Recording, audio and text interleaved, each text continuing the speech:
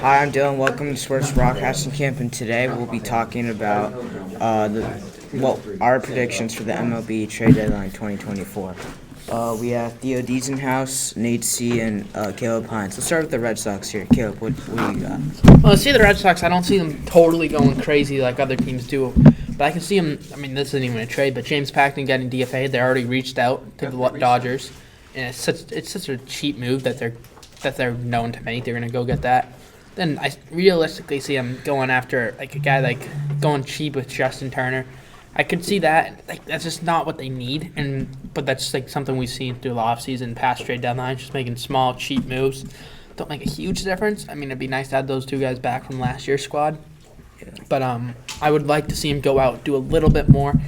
Maybe go after a guy like Nate Eovaldi. Not going to cost you too much. He's in last year of his deal, I believe. I think he is, right?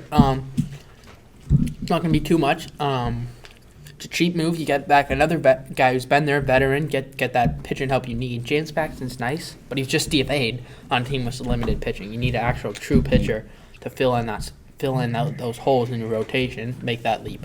Yeah. Caleb, what do you got? Caleb? I kind of agree with Caleb here. I think that they're going to be cheap. John Henry's cheap.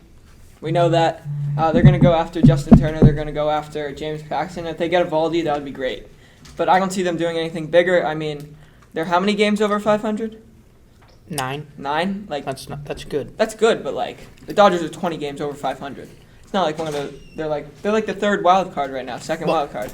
I don't think they're going to make a huge move giving up their whole future. If the Red Sox are actually dead set on playoff contention right now, they have to make a big move. Someone like Tariq Skubal, someone like Garrett Crochet. Tariq Skubal's not getting traded.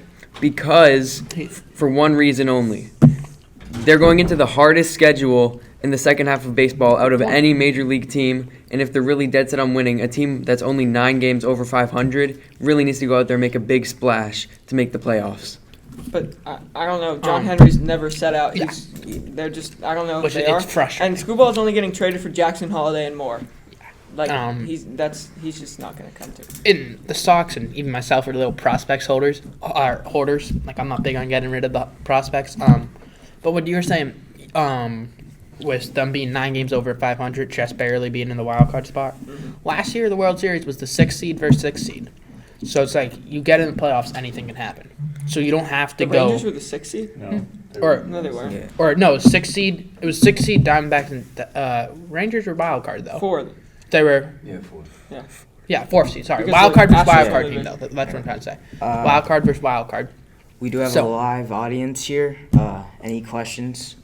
You be on the camera. So the Red Sox, I just want to know, y'all always talking about John Henry being cheap, John Henry this.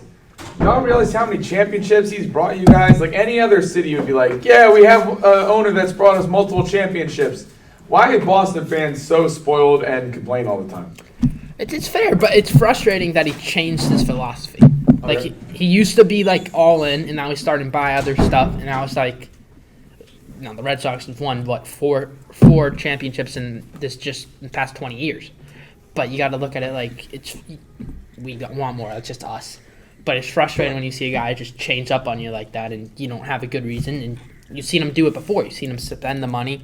You see him really care about the team, and now he just doesn't, and that hurts. Yeah, but wait, can I say something real when quick? you need it. Yeah, why? Then we got you. Why he didn't re-sign Mookie Betts? He traded him. Yeah, I don't blame. He didn't We got re-sign the playoffs next year.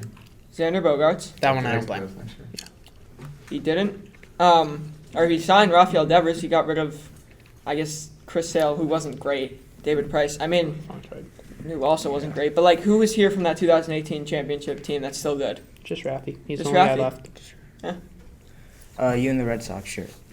When do y'all think the next time the Red Sox are going to win a World Series? Nate C. Not anytime soon by the looks of it. This team No, I isn't think so. team isn't good enough to win a World Series right now. No, I see him winning it before 2030. Yeah, if you could look at their prospects, it's legit. You take a look at their team's so young right now, and they're not. I don't think they're going to win the World Series this year. But the fact that they're just so competitive this year, they're 9 games over 500 with one of the younger squads in the league. You got to look at that. You got to look at the future and say, I mean, you don't want to have W's or stuff for games that hasn't happened yet, but if you look at it that way, that's a promising future. I say it's got to be before 2030. Yeah, I agree. Last thing for me, I think, where they are right now, obviously they had some tough losses the last couple of days, but before that they were really on a hot streak, and I think we should all be proud of what they have done. As wrapping up, this segment was brought to you by MLW. Catch the best wiffle ball action on the internet on their YouTube page, MLW Wiffle Ball, and all of their socials. Also, they have a Summer of Stadiums tour. It's headed to many major league and minor league baseball parks around the country, and look for a play-by-play call of the day after the first game of every series video posted on their YouTube. This is Theo Diesenhaus. This is Nate C. This is Caleb Hunt. I'm Dylan Patel. Thank you for joining.